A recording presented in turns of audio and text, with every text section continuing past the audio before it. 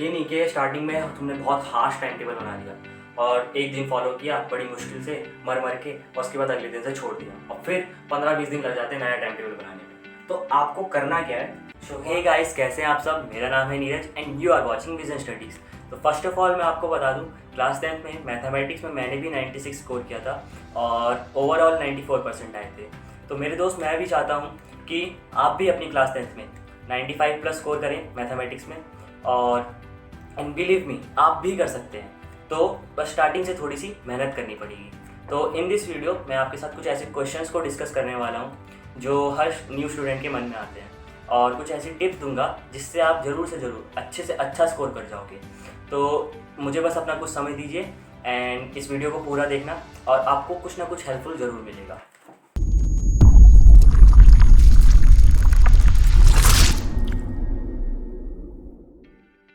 तो सबसे पहले जो क्वेश्चन हमारे दिमाग में आता है वो क्या है?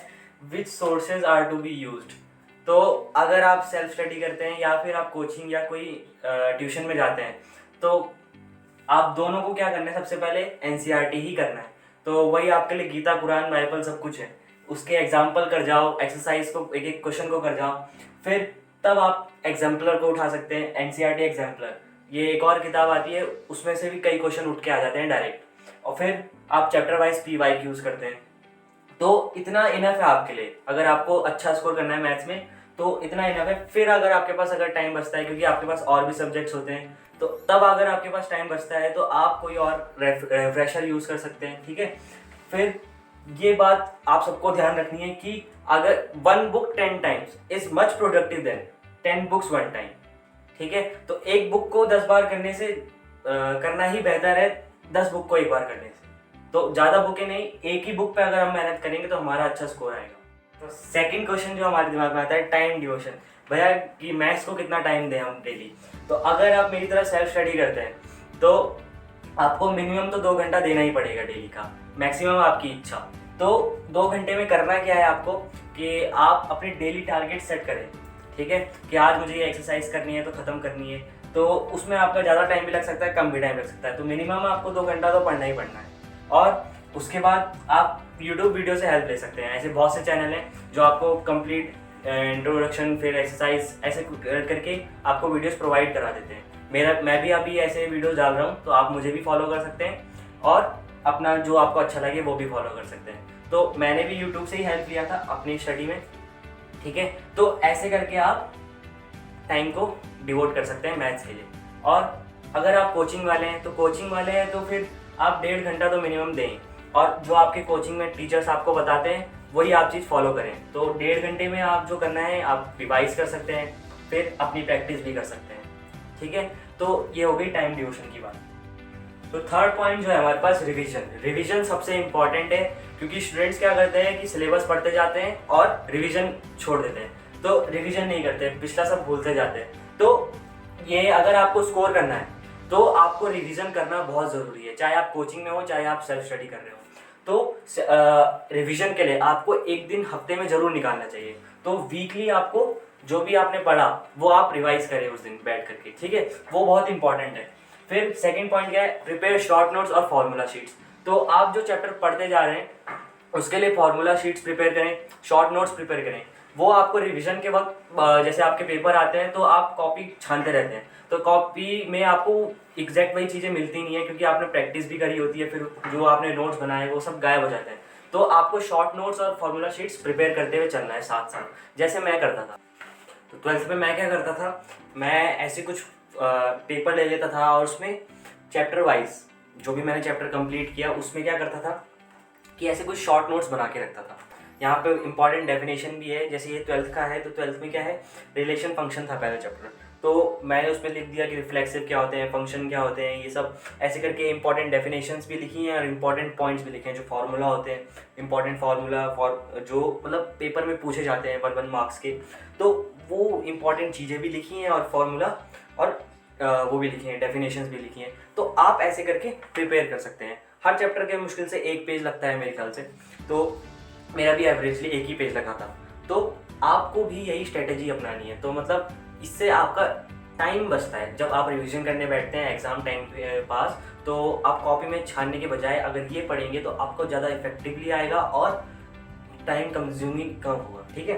तो अब थर्ड पॉइंट देखिए, थर्ड पॉइंट क्या है, एनसीईआरटी। आपको एनसीईआरटी तो मिनिमम करनी ही करनी है, मगर उसका जो रिवीजन टाइप होगा, मतलब कैसे आपको रिवीजन करना है एनसीईआरटी में, तो 3 बार तो आपको कम से कम उसको करना ही पड़ेगा। तो एक बार तो स्कूल में हो गया, तो उसको एक्सेप्ट मतलब उसको छोड़ करके आपको 3 बार तो करनी ही पड़ेगी। मैंने भी 3 बार किया था। तो अब जैसे पहली बार क्या करना है, आपको स्कूल में करा दिया, ठीक है। अब उसके बाद आपको सेल्फ स्टडी करना है खुद से, पूरी कंप्लीट बुक, ठीक है। वो सेल्फ स्टडी में हो जाएगा फुल बुक। अब उसके बाद एक्सेप्ट सम इजी क्वेश्चंस, मतलब एनसीईआरटी में क्या है, सेम टाइप के भी क्वेश्चन काफ़ी होते हैं, इजी। तो सेकेंड राउंड में जब आप दोबारा से उसको रिवाइज करें तो उसमें आप वो क्वेश्चन छोड़ सकते हैं, ठीक है। फिर लास्ट वाला, अब जब सेकेंड वाले में आप इन क्वेश्चन पे कर रहे हैं, तो आप इंपॉर्टेंट क्वेश्चन आपको पता होगा जो पहले भी आ चुके हैं, आपको टीचर्स बताते हैं, ठीक है, और आपको पता चलता रहता है कि इंपॉर्टेंट क्वेश्चन कौन कौन से हैं, तो उनको टिक करते जाना। तो फिर जब लास्ट बार आप बैठो, ठीक है, रिवीजन के लिए, तो आप उन इम्पॉर्टेंट क्वेश्चन को करो, ठीक है, क्योंकि वही फिर जो हो जाता है, हमको आइडिया तो रहता है पहले से और फिर हम करते रहते हैं, ठीक है।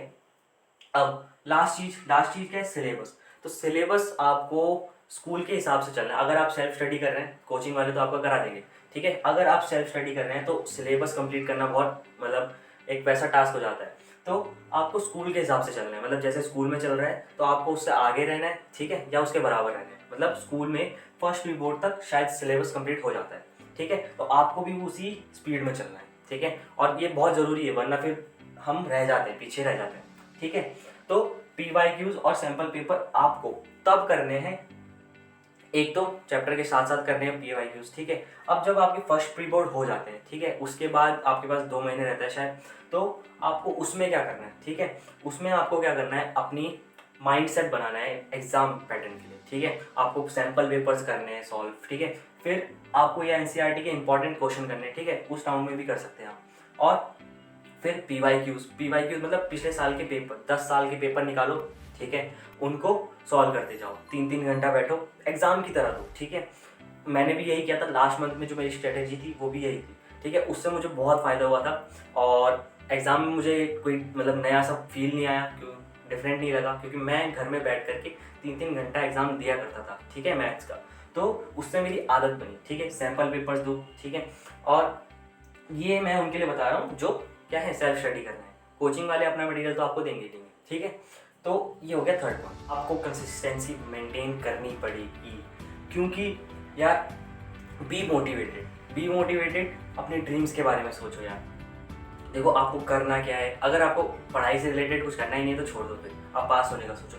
मगर अगर आपकी ड्रीम सेट हैं, या फिर आपको जैसे होता है कि एनडीए में जाना है या फिर आईआईटी जेईई कुछ करना है, तो तब क्या होता है कि आपके दिमाग में कुछ ड्रीम्स रहते हैं, तो फिर आपके अंदर मोटिवेशन खुद से आता है, ठीक है, कुछ करना है।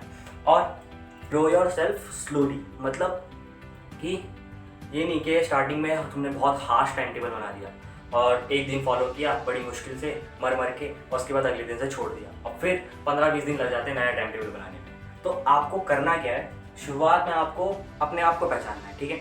अपने आप को पहचानो कि आप अभी मतलब उस हार्श टाइम टेबल जो आप बना रहे हो, मतलब जोश में आकर के अभी वीडियो देखोगे, फिर जाओगे और भयंकर सा टाइम टेबल बना दोगे, नहीं, वो नहीं करना। आपको अपने आप को मतलब रियलाइज़ करना है कि आप किस टाइम टेबल को अभी फॉलो करने लायक हो, ठीक है। तो उस हिसाब से चलो, मतलब थोड़ा लो लेवल का भी बनाओ, ठीक है। फिर कुछ दिन अगर जब आप उसको फॉलो कर पाओ, ठीक है, जिसको इजीली फॉलो कर पाओ, तो तब आपके अंदर थोड़ा सा मोटिवेशन आएगा कि मैं अब अपना जो लिमिट है एक्सटेंड कर सकता हूँ, ठीक है। तब आपको क्या करना है, तब आपको नया टाइम टेबल बनाना है, तब आप अपने स्टडी आवर्स को बढ़ा सकते हो, ठीक है। जो आपको इम्प्रूवमेंट करने हैं धीरे धीरे करने हैं, अभी आपके पास बहुत टाइम है, ठीक है। स्टार्टिंग से करोगे ऐसा तो लास्ट तक आप एकदम फुल पोटेंशियल पे आ जाओगे, ठीक है। तो ये हो गया सेकंड पॉइंट, ठीक है। और फिर सेल्फ मोटिवेशन, यार देखो बी पॉजिटिव, ठीक है। आप ये मत सोचना कि मेरे से नहीं होगा, 9th में पिछला अपना पास्ट कि मैं ऐसा था वैसा था, ठीक है, आप कर सकते हो, ठीक है। तो सेल्फ मोटिवेशन आपको ज़रूर लाना है अपने अंदर। तो बी पॉजिटिव, अपने आप से बार बार बोलो कि यार मैं करके दिखाऊंगा, मैं कर सकता हूँ, ठीक है। तो ये सब आपको अपने अंदर लाना पड़ेगा, ये पॉजिटिविटी लानी पड़ेगी, तभी आप कुछ कर पाओगे, ठीक है। तो ये हो गया कंसिस्टेंसी के लिए। तो आपको ये सब करना भी पड़ेगा। तो यार आज की वीडियो में बस इतना ही। Thank you for watching our video. I hope आपको कुछ ना कुछ हेल्पफुल ज़रूर मिला होगा, कुछ ना कुछ मोटिवेशन आया होगा अंदर से। तो यार all the best for your boards and good bye, जय हिंद। और आप जाओ यार, किसका इंतज़ार कर रहे हो, फोड़ दो भयंकर, आग लगा दो।